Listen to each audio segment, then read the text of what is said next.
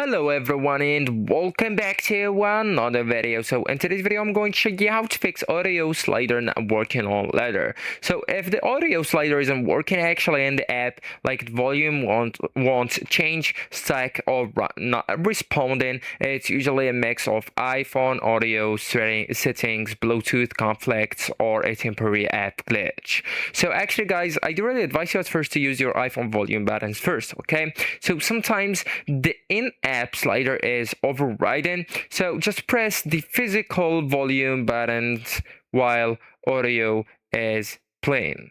Okay, and if the volume changes, the issue is just the slider UI, not the sound itself. And also guys, you will need to check the Bluetooth devices. So go ahead right here and go with the Bluetooth here, okay, and then just go with Bluetooth settings.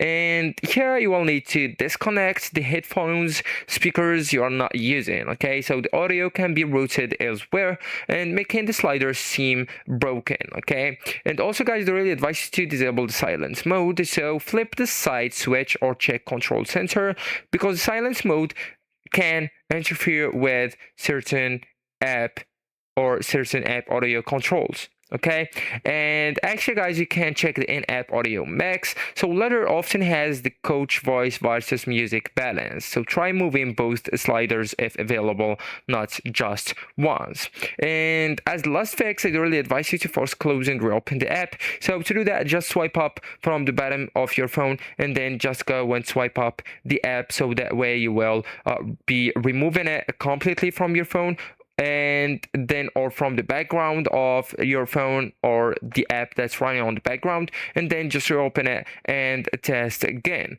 So actually guys, that's it. This is the end of the video. Thank you so much for watching and goodbye.